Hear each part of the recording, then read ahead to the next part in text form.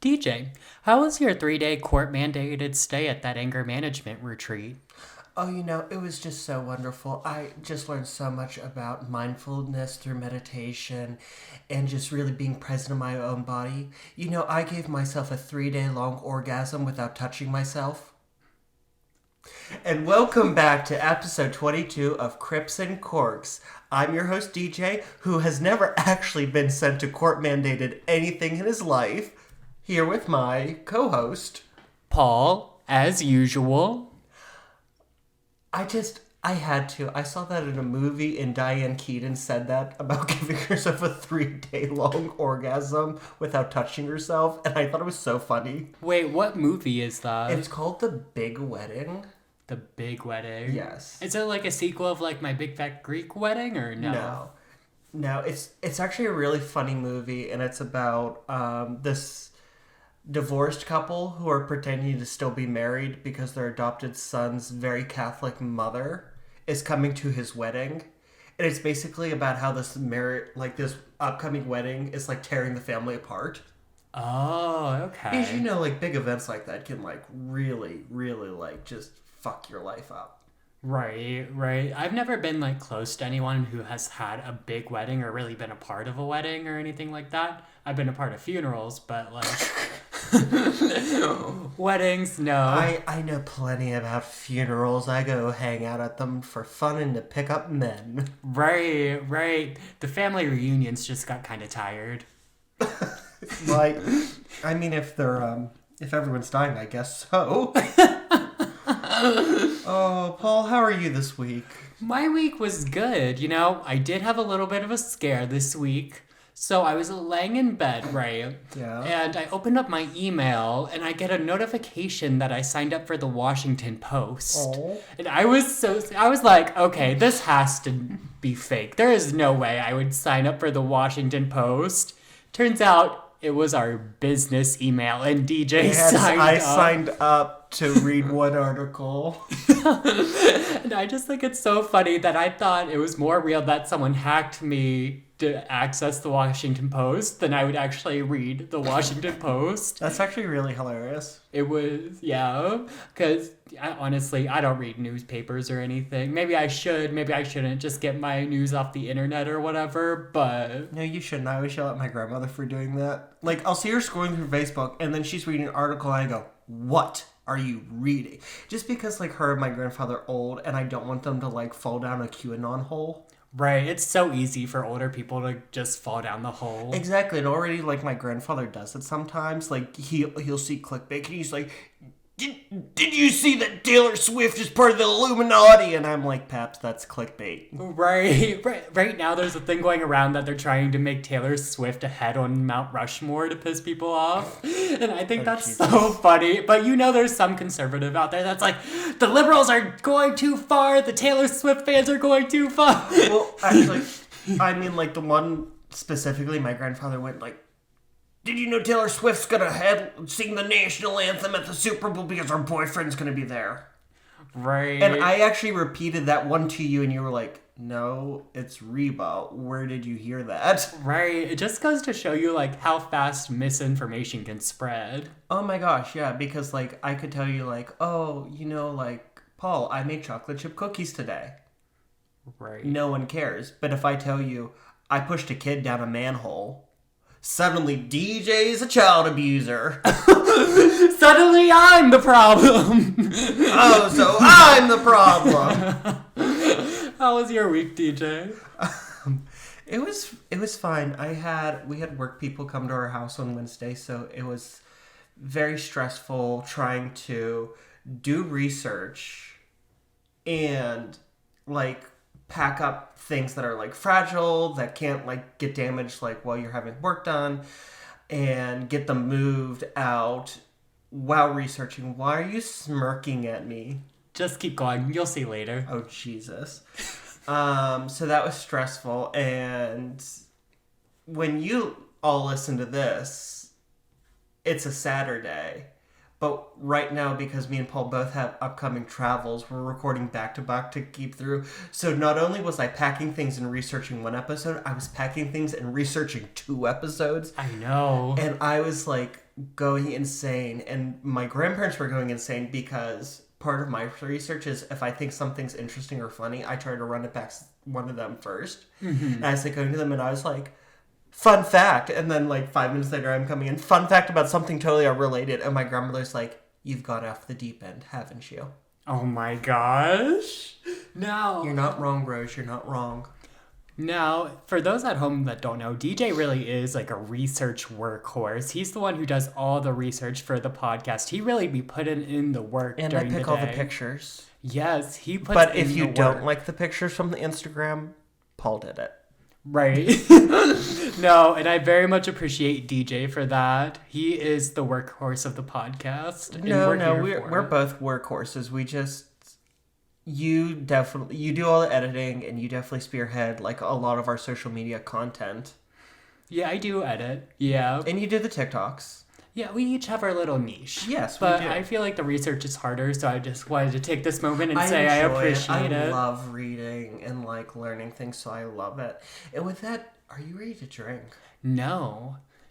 What I was going to say, you were talking about getting work done earlier and fixing up old busted frames. So I guess that brings us to the hot guy of the month. Because we're in a new hot guy of the month. Oh, Jesus. Wait, what old busted frame did I thought it was funny. Say. Okay, who's the hot guy of the month? So, this hot guy of the month, it's a little bit of a plot twist. Dun, dun, dun. It's actually not a guy.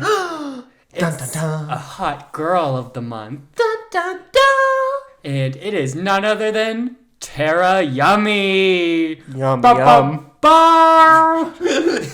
I don't know what that was. I tried to do Wait, first of all, that was so unhinged because first of all, every dun dun dun I did was a different key. Mm-hmm. And then, well, I whispered yum yum seductively into microphone. You're doing the from Blue's Clues. But anyway, we spend too much time together. Yeah.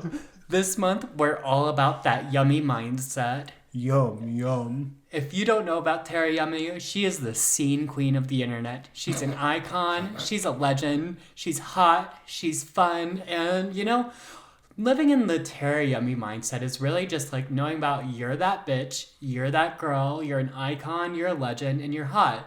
And this month, we're self-loving. We're taking a note of Tara Yummy's book. And we're loving ourselves. Did you buy her book? No, she doesn't have a book. Oh, I thought you meant a literal book. I was like, Paul, are you buying self-help books from YouTubers again? No. And I do have all the YouTuber books. I was one of those kids back in the day that had all the YouTuber books, and I still have them. But yes, more to come on Tara Yummy. I'm super excited. She is so fun. She's so cool. And honestly, if I was straight, I'd be all over that girl. I love her. She'd rock your world. Very that.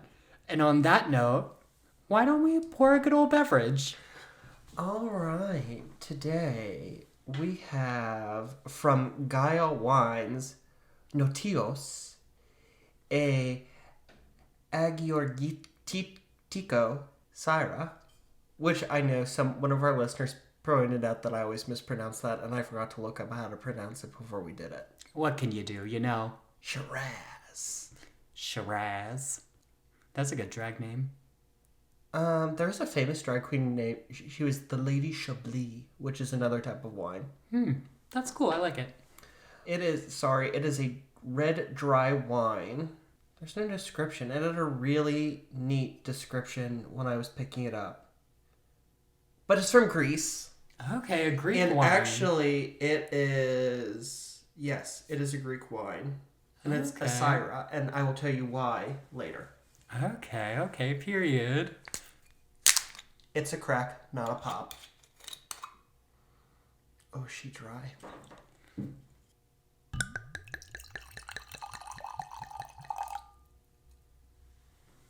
Pour vous. Grazie. I'm doing French and you're doing Italian. I love it. Oh, God. It has a beautiful color, though. It is dry. Cheers. I like that. Yeah, that's very nice. It's fruity. It has a fruity taste. Yeah. Wait, is that just the type of wine it is, or is she like her own thing? I really, this is like my fault. I probably sound like so sophisticated talking about these wines on air. What you don't realize is I am reading the back of the label. And I just assumed when I was picking it up that it would have that. No, Tio's wine. I think we should come up with a rating system for the wines. Like, what if we give it, like, out of, like, 10 corks, or out of 10 ghosts, or, like, 10 spooks? Let's do 5 grapes. Out of 5 grapes? Okay, okay. I do give this a 5. Yeah, I'd give this a 5 out of 5 grapes. Would buy again, would keep this in the house. And it's Notios, Notios. That's the winery. Very nice. Okay, here we go.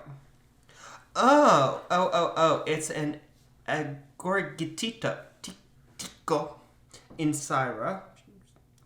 It is a very drinkable blend from Greece with a light cherry, cocoa aroma, and mellow savory flavors, black cherry and blackberry, a little saline minerality, and it goes with, it's a superb burger wine and will do well with spice rub meats. Ooh, I would like a good burger with this. This would be really good with a burger. Like a fork? Like a cracked pepper burger. Get into it. I'm here for it. I love cracked ground pepper. Or cracked black pepper. Yes, that sounds so good. And I haven't eaten today, so I'm here for it. All right, Paul. Let me tell you a story. Let's get into it. Bull of Amenta, it is Thoth, the everlasting king, who is here. I am the great god in the bark, who have fought for thee. I am one of those gods, the powers who effect the triumph of Osiris over his adversaries on the day of the weighing of the words. I am thy kinsman, Osiris. I am one of those gods to whom Nut hath given birth, who slay the adversaries of Osiris and imprison the Sabao on his behalf. I am thy kinsman, Horus. I have fought for thee, and have prevailed for thy name. I am Thoth, who effect the triumph of Osiris over his adversaries on that day of weighing of the words, and the house of the prince, which is Heliopolis. This is an excerpt from the Egyptian Book of the Dead, which may have been read during the burial rites of a priestess in the ancient city of Abydos in the 13th century BCE. Today, we will discuss her second life. Wait, whose second life? I'm going to tell you. Oh, okay. It's a story, Paul. Oh, okay. And I really hope, because I had ancient Egyptian music playing in the background, I really hope the microphone picked it up. Okay, low-key, kind of cunty. Pretty cool. I'm here for it. Okay, so, can we just recap what's going on here? We're in ancient Egypt. We're the Book of the Dead. Somebody just died. We don't know who yet. Period. That's where we are. So we're going to pick up the story in London on January 16th, 1904. Girl, those places don't connect. Two different places in the world, okay? We're talking about Egypt, then we're in London. What's going on? Just enjoy the story, Paul. There is no enjoyment here, okay? I need to know. I need answers. Wake up, sheeple! I'm trying to give you answers, but just like in the story, you can't get all the answers at the beginning, Paul. All right. Well, I'm listening now. Trust the process. A little girl named Dorothy Louise Eady was born in London, England, to parents who were modest yet comfortably off. Her father, Reuben, was a master tailor, and her mother, Caroline, was a homemaker. She made the best pies in London. The worst boys in London. Oh, is that the line? Yes. From Sweeney Todd. Times is hard. Times is hard. And that one was for all you theater gays out there. You're welcome. She was their only child, and she, according to her, was the apple of her mother's eye. Okay. Now, she lived a very normal life with her parents until the age of 3. When she was 3, she was playing and she accidentally fell an entire flight of steps. Aw. Upon seeing their daughter's lifeless body on the floor, her parents summoned a doctor. The doctor came to their house and used the very latest in medical research and knowledge and determined that she was dead. And when I say the very latest in medical knowledge, I mean he put a mirror under her nose and then a feather to see if she was breathing. Very complex stuff there. So complex, I don't think I would have thought of that. Right. He determined she was dead. Rip. He took Dorothy's body up to her room and told her grieving parents that he would return in an hour with a nurse to wash and prepare the body. And obviously her parents were just beside themselves. So after an hour, he comes back with the nurse, goes upstairs, opens her room, and finds the corpse sitting upright in bed, fully alive, playing with her toys. Dorothy was not dead. Yo, this is going back to that zombie episode. Reuben and Caroline quickly threw the doctor out for his supposed incompetence, and as things happen in cute little middle class suburbs, the story came on did you hear about how he misdiagnosed Dorothy Eady as being dead? And he was like, she was dead. I checked. Right. They're gaslighting him. Dorothy had no major obvious injuries, but there was a shift in her behavior. She began to have these violent crying fits. She began to hide under tables from her parents. She hid from her parents. Mm-hmm. And she started to declare to her parents that she wanted to go home. And her parents kept saying, you are home, you are home. And finally her mother said, where is this home you want to go to? And she tearfully told her mother, I don't know, but I want to go back. Oh my gosh. It's just an Olive Garden. Me too. Yeah. I want to go home. That's your third place. When you're here, your family. So beautiful. She would also slip in and out of a strange, heavy accent unfamiliar to her parents. So she'd just be talking, and then suddenly she starts to talk in accent without realizing it. And her parents are like, dude, we're from England. What is up with this kid? They're like, it's mental illness, babes. She also had dreams of an exotic garden full of mimosa, palm trees, and a lotus pond. When I say mimosa, I don't mean the drink that we're familiar with in the United States. It's a type of plant. Oh, party. You dead ass were like, okay, garden, mimosas, palm trees. Sounds like a nice brunch. Sounds like they have a fierce drag brunch there. She also had nightmares. She was in a large columned room with elaborate painted walls and a large man who was interrogating and beating her. Oh. Yeah. She'd wake up screaming and she'd be like, That's crazy. When she was 4, her parents took her to the British Museum, mostly because she was such a weird kid they couldn't find anyone to watch her. Oh, could you imagine? Could you imagine, Charlotte, Reuben and I want to go to the British Museum. Could you possibly watch Dorothy for an afternoon for us? Oh, Caroline, I'd love to, but I have to dye my sheep. Right. I have to vacuum the driveway. Oh, Elizabeth, you wouldn't even imagine Caroline Eady asked me to watch Dorothy, and could you just imagine the accent, the booing? I simply can't. Right. Like most 4-year-olds, she could care less about the museum and any of its exhibits. Until, that is, the family came to the ancient Egypt exhibit. Dorothy took off running. She threw her shoes off and started gleefully kissing the feet of all the statues. She started criticizing the other people walking through for their disrespect to the gods and told them to take their shoes off because they were in the holy presence.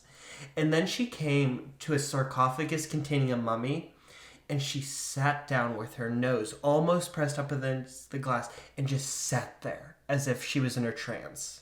Her parents tried to get her to move, but she wasn't moving, so they were like, she ain't going nowhere. And they just went through the rest of the museum without her. That's great. Your child is making a whole scene in this museum, and you're just like, okay. That's what I said, and I told this to my grandmother, and she goes, parents leave their kids in the car all the time outside casinos. No, that's still not okay. That's like illegal. Like, And I just went, Nanny, would you have ever left one of your grandchildren? Because I'm pretty sure my mother told me a story about my grandmother leaving her and my uncle in the car while she went to the grocery store once. okay, I feel like She cracked a window. It was Right. the 70s. It was a different time. right, and as long as she wasn't in there that long, like it's fine. I don't know. From the way my mother told it, my grandmother went on a whole shopping spree. I'm sure if my grandmother told it, she ran in to get eggs and a loaf of bread. Maybe she just needed a few minutes to herself, which I get. Like, sometimes you just need a few minutes to yourself. And also, in that museum, they knew no one was going to take that kid. Oh, No one's taking the weird kid kissing the statues, okay? No one's abducting that kid. Okay. If you have weird kids, they won't get kidnapped. You hear it here first. They returned half an hour later to find her still sitting there. But at this point, they're ready to go home. And her mother picked her up, and Dorothy became absolutely enraged and started screaming and slapped her mother. And in the voice of an old woman said, "Leave me among my people." Yo, that's crazy. Did they not, like, get her... I don't know how the mental illness things were back in the day. Like, I have a feeling this is not leading to mental illness, but it sounds like they're needing to get their daughter, like, checked out or something. Oh, schizo. I love how we're doing a paranormal podcast, and you're like, DJ, are you really reading me a story about a schizophrenic? right. I know, I have a feeling I know what's about to come up, but... Her parents took her home and attributed these strange occurrences to be a phase. And this is where Dorothy Eady goes, "It's not a phase, Mom." Exactly. I was just about to make that joke. I was typing up my notes this morning, and the number of jokes that I wrote into my notes because I knew I was going to be, like, too bewildered to remember them. And when I say things like, "This is not a phase," I mean things just got weirder. Oh, God. Dorothy refused to wear shoes, only wearing them when her mother forced her to. She was kicked out of Sunday school for calling Christianity a pale comparison with the superior old religion of ancient Egypt. Yo. However, she did begin to attend Catholic Mass by herself. Her parents, like most British, like a majority of British people, especially at this time, were Protestant. Mm-hmm. But she began to attend Catholic Mass because she liked the incense. And a priest approached her and asked her if she were Catholic. And she said no. She just liked it because it was like the old religion of ancient Egypt. Yo. The priest then visited her parents and kindly asked that she be kept away from the church. Do you imagine, like, these parents, like, what they must be going through? Their daughter, no one's gonna babysit her. Oh, wait. Not allowed in church. Oh, wait. She was thrown out of Dulwich Girls' School when she refused to sing a hymn containing a line calling on God to curse the Egyptians. And when she was reprimanded, she threw the hymn book at her teacher. Oh, no. Girl. And most teachers are like, "Girl, that's a Tuesday!" Well, these days, I've been hearing some crazy stories, but... A few years later, after the museum trip, Reuben bought his daughter a child's encyclopedia. Inside, there's a picture of the Rosetta Stone. The Rosetta Stone is a stone tablet engraved with ancient Egyptian and ancient Greek text, which was vital in the early understanding of the Egyptian language and culture. Wait, real quick. How close is Greece to Egypt? Egypt is like here and then... Hang on. So are they just across the sea from... No. Yeah, they're just across... They're practically across the Mediterranean. I just don't know how close. Hang on. Because I'm starting to make connections, because we're talking about Greece and we're talking about Egypt, so I'm just trying to see if, like, they interconnect somehow, like, maybe they traded back in the day, you know? Maybe. Okay, so they did trade. Okay. They did trade. All right, so here's Greece, and then here's northern Egypt. Okay. So there was trade. Just right across the way. Just a little hop, skip, and a jump across the ocean. Just a little bop. Yes, so the Rosetta Stone. Dorothy would be found with the book open to that specific page with a magnifying glass, and when asked what she was doing, she claimed she was trying to remember what it said. That's wild. On another occasion, Reuben was reading a magazine article on excavations in Egypt. Dorothy looked over her shoulder and saw a temple and cried out, "That is my home!" Her initial joy at seeing the pictures of the temple of Pharaoh Sety I at Abydos soon turned to despair. She lamented at its ruined state and asked where its beautiful garden had gone. Oh my gosh. Also in the article was a photograph of the mummy of King Sety I. Pharaoh Sety I was the ruler of Egypt between 1294 and 1290 to 1279 BCE. And remember, BCE, all the numbers are backwards. Oh, okay. So that's why I'm saying from 1294 to 1279. Yeah, okay. Because they're backwards. Okay, I got you. He was the second ruler of the 19th dynasty and father of Ramses the Great, who some believe to be the pharaoh of the biblical story of Moses. Okay, I have this really funny story about Moses. All right, get into it. Let's go. When my uncle and my mother were younger, they would go over to my Uncle Jim's for Easter. Mm-hmm. That's my pap's brother. Okay. And so they have it's not a 3-season room, but they have on the back of the house, they call it a Buddha room. I don't know why it's called the Buddha room, but it's like a den. It has a lot of windows. It's kind of like a family room. Mm-hmm. I think it was initially a porch and they had it converted. Oh, okay, I got you. But that's where they would hang out. And so my grandparents and my Uncle Jim and my Aunt Colleen are playing cards. And the kids are watching TV, and it's Easter in the 60s or the 70s, so they're watching the 10 Commandments. Okay. And my Aunt Colleen's sister Karen and her husband were there, and they walk in, and they're in their pajamas because they didn't have a guest room. They slept on a pull-out in the Buddha room. And they're like, "We want to go to sleep." And all of a sudden, on the TV screen, Moses parts the Red Sea, and my uncle jumps onto his feet and goes, "Moses! Moses!" And my Aunt Karen's just like, "Will you please, tell the kids to be quiet? We'd like to go to bed." And my uncle and my pap start going, "David, who's that? Moses! Moses!" Oh, jeez. And so now whenever that movie's on, my grandparents and I will look at each other and just start howling, "Moses!" Iconic. That's so wild. So that's who Sety the First is. Dorothy looked at the picture and declared that she knew that man and what a kind and nice man he was.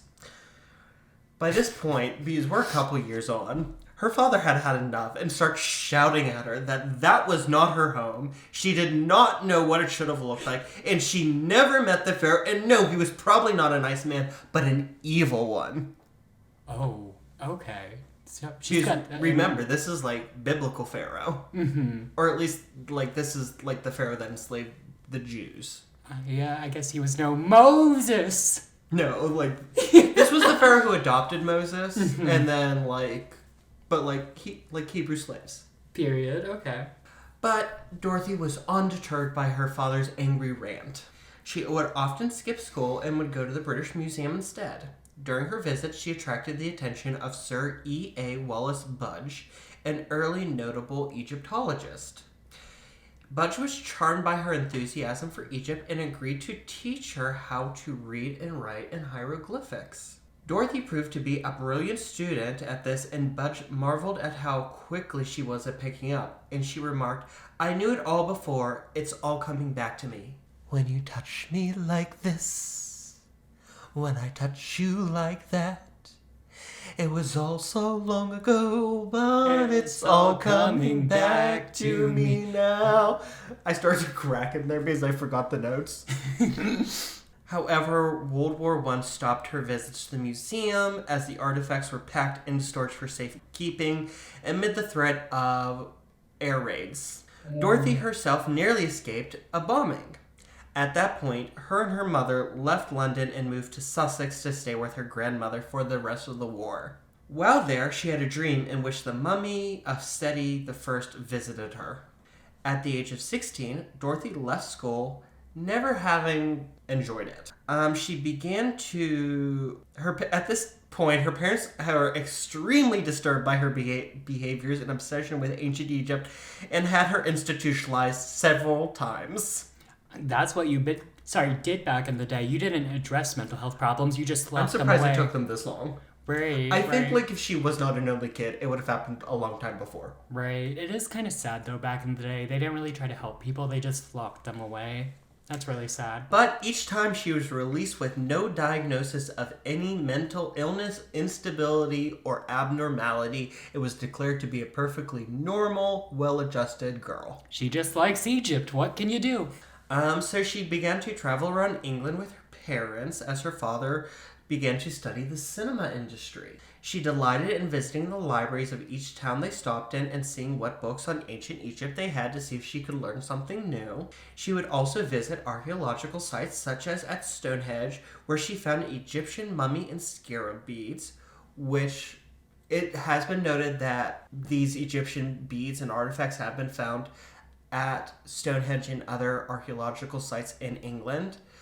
And they've actually determined that ancient Egyptians and ancient Britons had some form of trade. Oh, that's cool. I didn't know that, actually. That's really cool. Her father decided to quit his job as a master tailor and go into the cinema business by opening up a movie theater.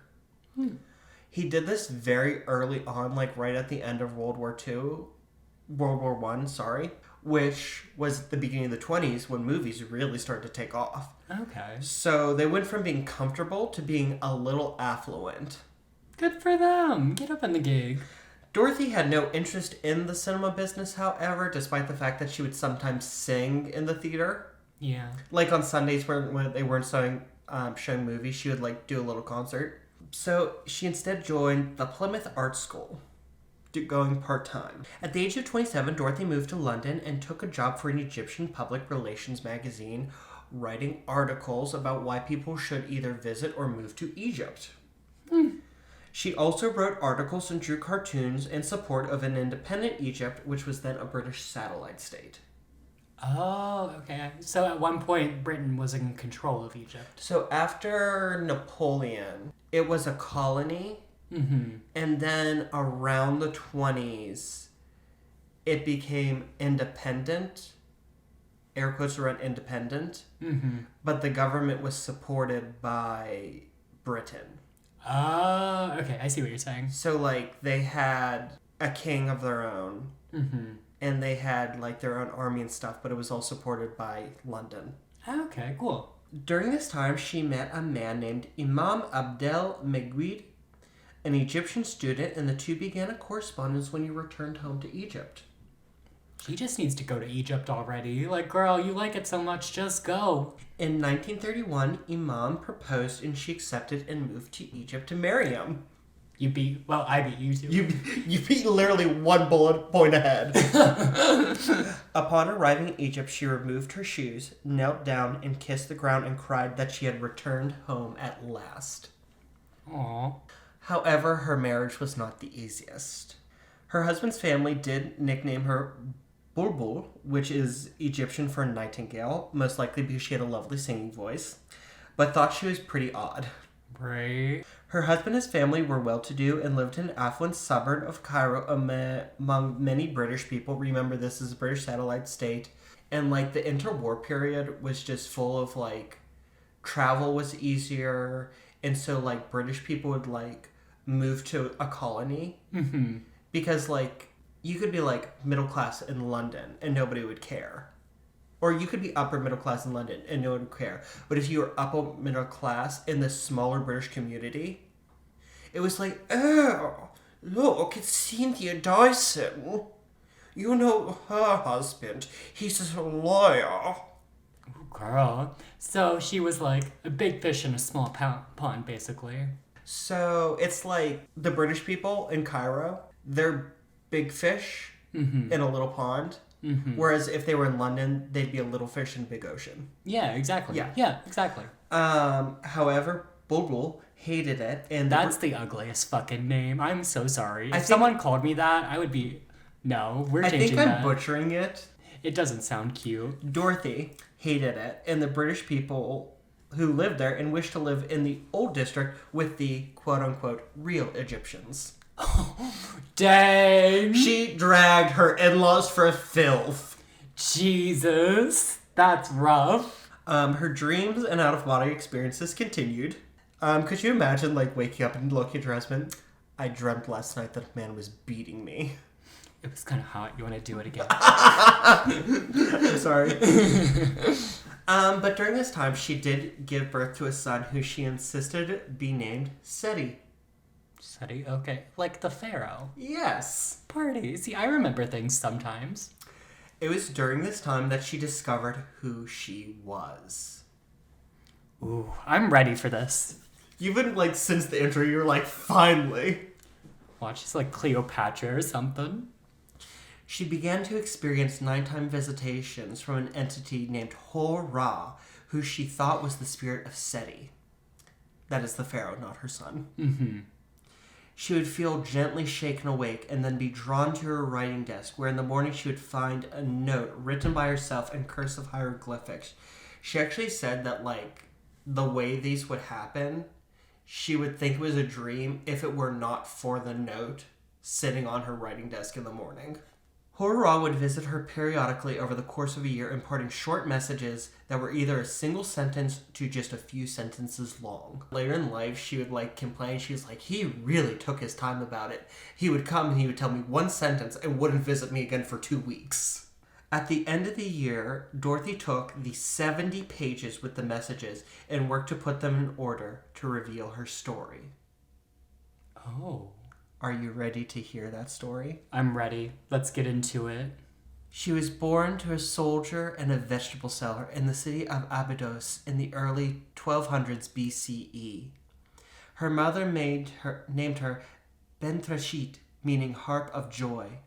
When she was 3, her mother died, and her father, having no way to care for her, took her to the temple of Osiris to be raised under the tutelage of the high priest Antef. At the age of 11, Antef, a stately and stern man, told Bentrashit that she must choose whether to leave the temple or stay and be consecrated as a virgin priestess to Isis. Not knowing anything other than the temple and not understanding what a virgin was, she took the sacred vows. She learned and took part in the annual drama depicting the death and resurrection of Osiris, in which only the virgin priestesses could. One day, she was in the temple garden singing when she was approached by Pharaoh Sety I. They began to talk and formed a connection which led the pharaoh to continue to visit her, and they fell in love, and despite her vows, they ate the uncooked goose, which is an ancient Egyptian euphemism for they did the nasty. Okay, that's such a weird euphemism for that. That's wild. I mean, the article I read compared it to ate the forbidden fruit. That sounds a lot better than the uncooked goose, girl. But you have to remember, she doesn't look that bad but down I mean, there. think about it. Eating an uncooked goose would probably, like, have bad consequences. Like, Yeah. you would get salmonella and die. Okay, that makes more sense now. But I'm definitely, I'm gonna go on a date, and I'm gonna, like, come back and sit down with you and Dan and be like, we ate the uncooked goose. I would die. I tried so hard to say it with the... Did you hear, like, my voice start to roll over as I tried to stop myself from laughing? So yeah, her and Pharaoh ate the uncooked goose. She became pregnant, and the news quickly spread throughout the temple. Antef beat her while questioning her who the father was. Broken, she finally revealed it was the Pharaoh. Antef told her that the sentence for breaking her vows to Isis was death, but the law stated that one could only be put to death after trial, in which she would have to reveal her affair with the pharaoh. Not wanting to harm the reputation of her lover, she instead chose to kill herself to escape having to reveal to the world the truth of her love with the king. That's such a wild story. I need to know how the king felt, too. Was he just using her? Because that would be awful. That could be one of the greatest stories of, like, love stories of all time, but I need to know how the pharaoh felt. I'm going to choose to think that he died of a broken heart. That's a sweet thought. Because, think about it. The story goes that she was born during his reign, Mm-hmm. and he only reigned, like, 21 years. Mm-hmm. So I think that they had this affair, Mm-hmm. and then she killed herself and he died of a broken heart. I like that. We're gonna go with that. That's nice. I also like that she was a singer in that life and she was singing in this life too. Yes. I think that coincidence is, well, not coincidence, I think that's a really nice parallel. I think so too. She finally found out who she was, and she was filled with a new determination to go to her home in Abydos. But as we saw, she was obsessed with Egypt, but something kept keeping her from going. Mm-hmm. And she finally made it, but now she doesn't exactly make it to Abydos. In 1935, her marriage totally broken down, and she and Imam divorced when he moved to Iraq to teach. Okay. He was an English teacher. I should have said that earlier. Okay. That's why he was studying in England. He was studying English so that he could go back and teach. She retained custody of her son Seti, and they moved out of the Cairo suburb into a village in Giza near the pyramids. Nice.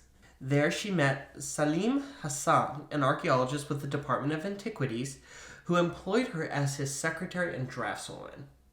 So her job was to be his secretary, but she also would draw how things were laid out for her. During this time, she would often edit and translated his works into English and even wrote articles and papers herself.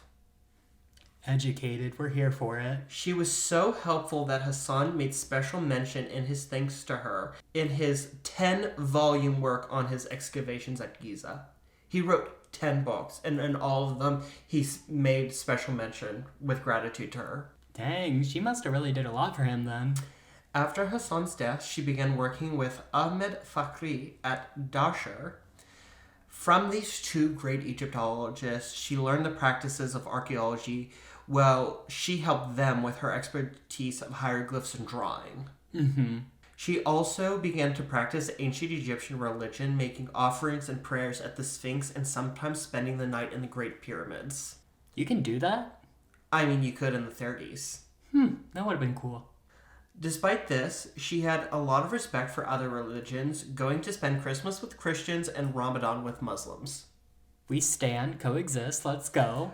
Klaus Baer remarked that she would speak of the religion with conviction and authority, but would never attempt to convert anyone. Which is kind of nice, being so knowledgeable, but not trying to convert anyone. Yeah, I feel like that's how people should be just in general. Yes. In 1956, the Dashur Pyramid project had been terminated, and Dorothy found herself unemployed. Darn, what can you do? Oh, I forgot to mention, she was the first female employee of the Egyptian Department of Antiquities. Yes, breaking barriers, let's go. Fakhri told her to climb the Great Pyramid and face the west and ask Quo vadis, which is Latin for where are you going? Mm-hmm. She did this, and shortly after, Fakhri offered her one of two positions: a well-paid clerk in the records department or a poorly paid drafts position working in Abydos, working on the excavation of the temples there. She leapt at the chance to move to Abydos. While there, she was given the name which she is known by now, Omm Sety, which means Mother of Seti, following Egyptian folk practice that women are called Omm in the name of their firstborn child. Okay. So, if you want to look her up, you should look up Omm Sety. Upon arriving at the temple that had been her home 3,000 years before, she was deeply moved at its ruinous state. She asked the head of works of the excavation where the beautiful gardens had gone, and he balked at her, bitch, there are no gardens here. Bitch, there are no gardens here. Look at me, I'm Cher. Oh my god. But she spoke so confidently of her past life that he decided he was going to test her. He sent her into the dark temple and asked her to name, and he would say, okay, go to this spot, look at this wall, and tell me what painting is there. Mm-hmm. And he did this for 6 different locations in a temple she had never been in this life, in the dark. That's crazy. And all 6 times, she answered correctly. That's wild. She proved to be a boon to the excavators with her impossible knowledge. In particular, she told them where she would find the remains of the gardens that she had spoken of. And upon digging there, they found them despite there being no evidence of them being apparent. Yo, that's wild. That's so cool. In 1964, Omm Sety turned 60, which is the legally required retirement age in Egypt. But the Department of Antiquities, when she protested, made a special exception and granted her an extension. Could you imagine having a job you love so much that you say, fuck no, I don't want to retire? No, because I want to lay on the beach forever. The podcast. We're not retiring. It doesn't pay. Yet. But one day. One day. And we'll never retire. You're going to have to listen to us forever. She worked out of a special office she had set up for herself in the temple itself, which she described as being in a time machine. She would say, like, walking through it, when it was quiet, you just didn't know whether it was the 1960s or it's the 1290s. Girl, okay, I don't know about all that. I mean, to her, like, if you have these memories of your past life. Mm-hmm. She also befriended a cobra who lived in the temple and regularly fed it, much to the distress of the security guards. That's crazy. She's crazy. There are a couple instances of her, like, befriending snakes. And people said to her, like, that was, like, something ancient Egyptians could do. They did that back in Egypt? Like snake charming. That's cool. Could you imagine? That would be cool. In 1969, her extension for employment ran out and Omm Sety retired. She continued to work part-time as a consultant to the excavators and as a tour guide at the Temple of Seti I. She would also make jewelry and needlework, which she would sell to tourists. It actually became, like, after a while, it became a thing that if you went to the temple, you had to stop and see this amazing Omm Sety and have tea and discuss the ruins with her. She did claim to know the location of the long-lost tomb of Queen Nefertiti, but refused to reveal it due to Seti I's dislike of her husband Akhenaten. The feud's deep. Could you 3,000 years on? Nah, that bitch sold out the old religion. Fuck that. Right. She's never letting go. She did, however, describe it as being in a very unlikely place in the Valley of the Kings near the tomb of Tutankhamun, King Tut, which all the leading experts of the area said, oh no, Omm Sety, there are no more tombs in the Valley of the Kings. Little did they know. However, modern scholars have done research and have found abnormalities in the geography of the Valley of Kings and are beginning to search there for the tomb of Nefertiti.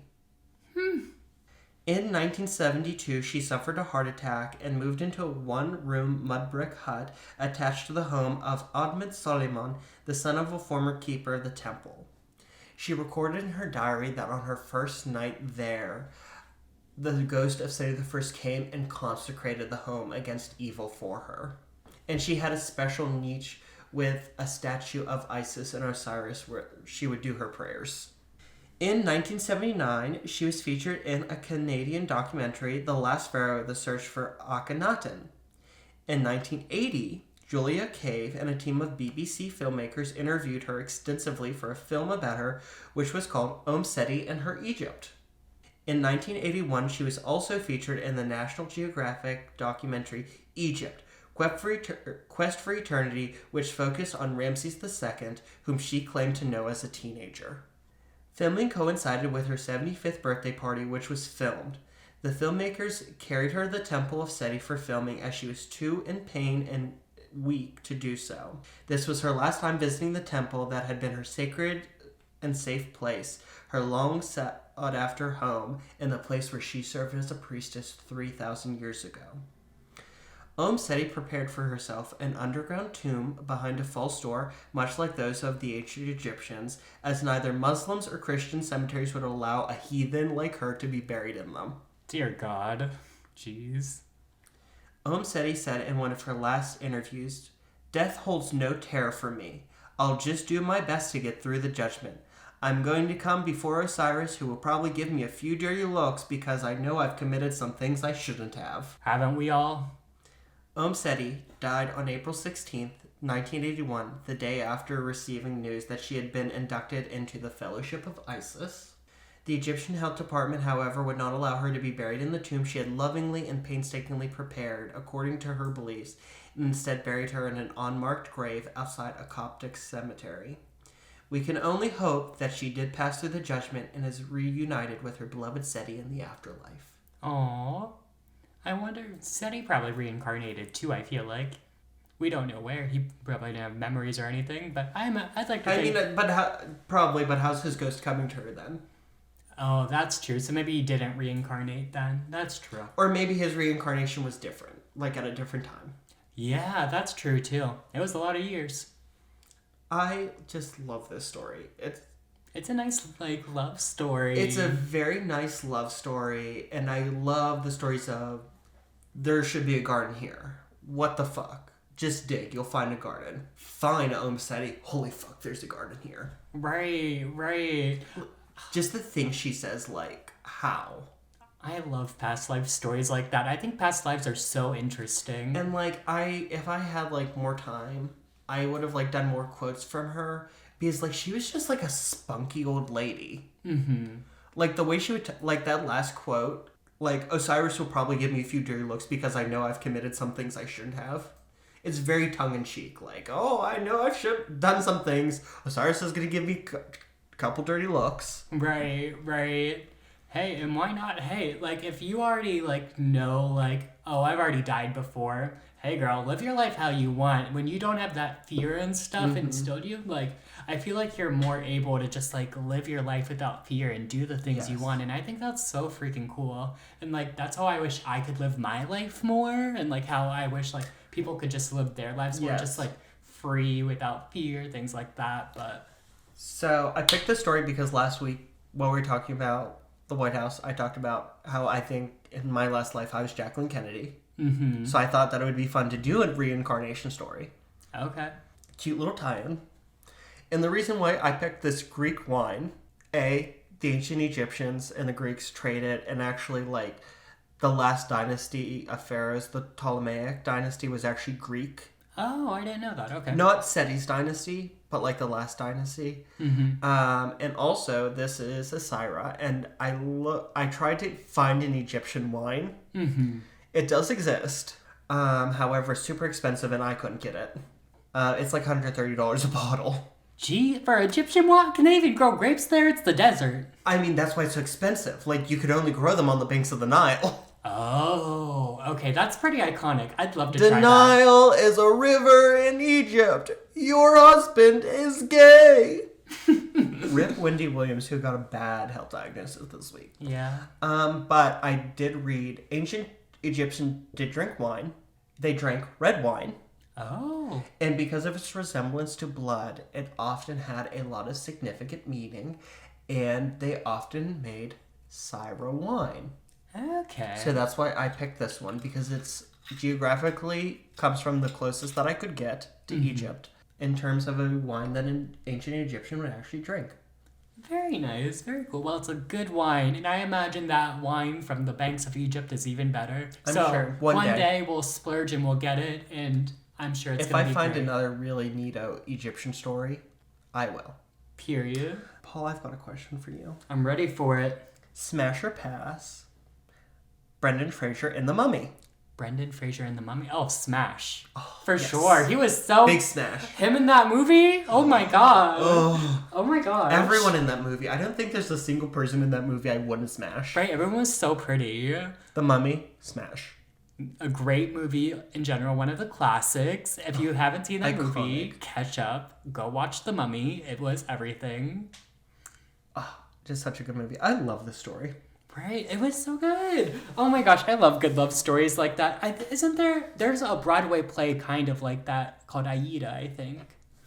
So, yes, there is a play called Aida. It's a musical, not a play. My bad. Yes, it is a musical based on an opera. Oh, see, I don't know about opera. I don't mess with all that. Okay, I can do musicals, but I can't be doing opera. It's not my tea. And that's the story of an Egyptian prince who falls in love. What is it?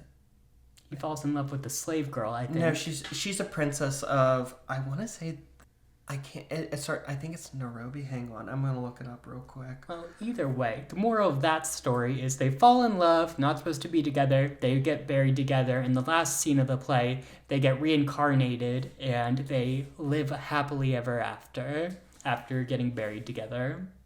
Ethiopian. She's an Ethiopian princess, and she's taken hostage after a war. Oh. But her and the prince fall in love. And the rest is history. Or I guess Do you? the pharaoh in this? I'm looking at the opera. Do you remember those books? When we were kids, you could get them at the Scholastic Book Fair. They were like Egyptology, Dragontology, Piratology. Yes, I do. I had all of those. My favorite one was the dragon one. I love the Egypt one. Yeah, I feel like every kid had their favorite one of the three. I was definitely an Egypt one, though. No, sorry, I was definitely the dragon one, because I was always a little spooky, a little witchy, and I thought like the dragons and the fairies and all that were always super cool. In the musical, she's a princess of Nubia. Oh, okay. Not sure where that is, but it was in Africa. Okay, cool. Oh yeah, Ethiopia's in Africa too. So it looks like it was along the Nile. It was along the Nile. It's so weird because it's just like along the banks of the Nile on this map. Oh wow. Like it's not like. We're positing that Seti the First died for love of Ben Rashid. Yes, it was a beautiful love story. They both loved each other. He died of a broken heart. And then Ramses II came in, and here we are today. The rest is history. Exactly. We need to do more stories like this. I really enjoyed this. This was fun. I know. Don't you feel bad now for being at the beginning? Like, hold up, what is happening? Right, because I didn't know what was going on. But I think it's so much better for the way I told it. Honestly, yeah. And honestly, to be fair, there's a lot of times I don't really know what's going on. So and it shows. I know. It's just like a general thing. I'm just along for the ride. All right, Paul. Anything for the greater good? Nope, as usual, it's not delivery, it's not delivery, it's DiGiorno as usual. Oh, on that note, well, spooky friends, please don't forget to like, subscribe, and comment. Please leave us that 5-star rating. If you have friends who are into the spooky comedy vibe, please let them know. Have them join our little cult. We have cookies. Is that what we're calling our fans now? Our cult? No, I just that's how we get the word out. Join this cult. We'll find a name for our fans soon. They're spooky friends. Or Corkies. We were going to call them Corkies. Oh, the Corkies. Okay, yeah. Corkies. Yeah, our quirky gals. Our quirky cult. Our quirky cult. Yeah, there we are. Join the quirky She's cult. just a quirky girl. Please follow us on all the social medias. On Facebook and Twitter, Crips and Corks, or on Twitter X at Crips and Corks. You can follow us on Instagram and on TikTok at Crips and Corks Pod. If you have story suggestions or you have a personal story, please email us at cripsandcorks@gmail.com. And is actually spelled out, it's not the ampersand. If you'd like to follow me, you can follow me at DJ Chessie Powers on Instagram. Paul, where can they follow you? You can follow me on my personal Instagram at Paul Ember, PAULEMBER, or my personal TikTok, PAULEMBER. That's also Paul Ember. And as always, remember to keep your crips tight and your corks loose. Bye! Ho, ho, ho! Was that Santa Claus or the Jolly Green Giant? Both.